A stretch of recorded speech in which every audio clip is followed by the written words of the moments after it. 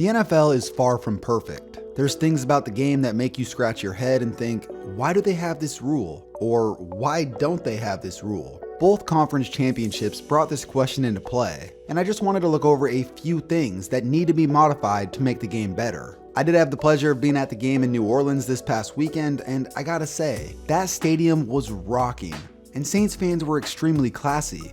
Shout out to SeatGeek for giving me the opportunity to go on the sideline before the game, and being able to witness this epic matchup in person. SeatGeek takes tickets from all across the web and puts them into one area, making buying simple. With the tickets on a scale from 1 to 100, you know when you're getting a good deal. And if you're a first-time buyer, use promo code KTO on your first purchase. Again, thank you to SeatGeek for sending me to New Orleans. Now let's look at the NFL rules that need to be changed now.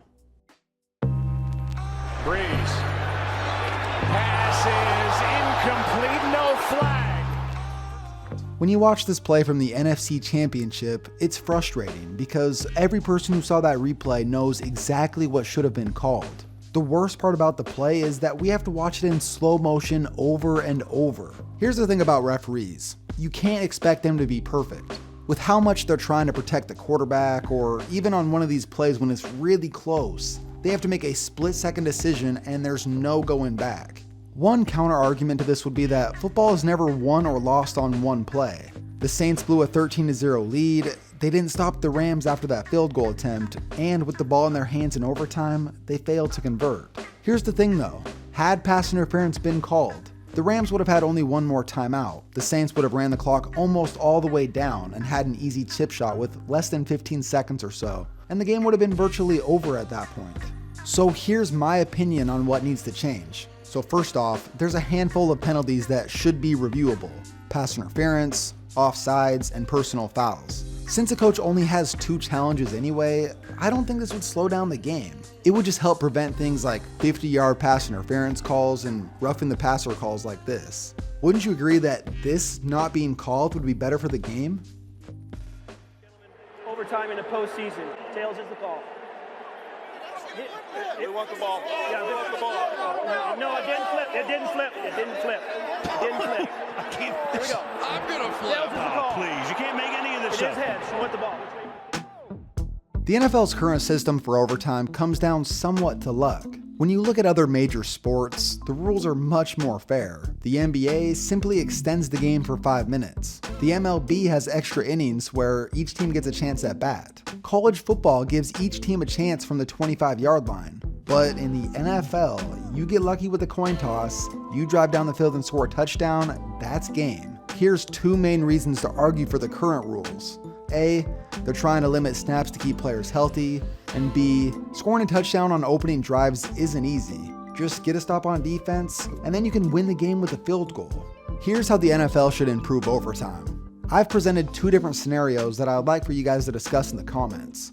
Scenario 1, overtime with college rules, but instead of starting at the 25, back it up to the 50. That way you gotta move the ball a little bit to get in a field goal range, also increasing the value of kickers. Scenario 2, each team gets the possession at the 15-yard line going in. It's first and goal. Oh yeah, there's no field goals, meaning on 4th and goal, you're going for it. Also, 2-point conversions only.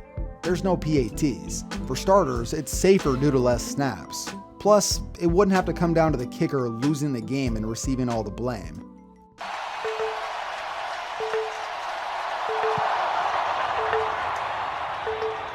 To the 25 it comes. Talk about the lamest play in all of football. The average NFL team has more than 60% of their kickoffs end in touchbacks. You like kickoff return touchdowns though, right? Well, a good 0.6% of returns go all the way, so have fun waiting for that to happen. Here's what they should do. Give the team who's kicking off an option. Either give the other team the ball at their own 25, or choose to go for an onside kick. On that onside kick, if the receiving team recovers the ball anywhere, they automatically get the ball at the other team's 40-yard line. This would be a fair way to remove the pointless aspect of the game that they have been tiptoeing around for years. It also keeps the desperation onside kick as well. Jones trying to get outside. He's going to have the first down, and he has, in fact. Did he hold on to it? No, they say he didn't. He lost the handle going into the end zone. If you defend this current rule, then you probably never played in a game where it happened to you or your team. It's brutal. I'm going to present 2 different rule change possibilities that could happen. Number 1, if you fumble the ball outside the end zone, your team keeps possession from the spot at which you lost the ball. And 2, if your team fumbles the ball out of the end zone, but instead of the opponent getting the ball at the 20, they get it at the 1. The second one makes a lot of sense to me. It's still harsh on offenses, so they have to be more careful with the ball, but the opposing team just doesn't get an easy way out by starting at the 20. This is a much more balanced rule.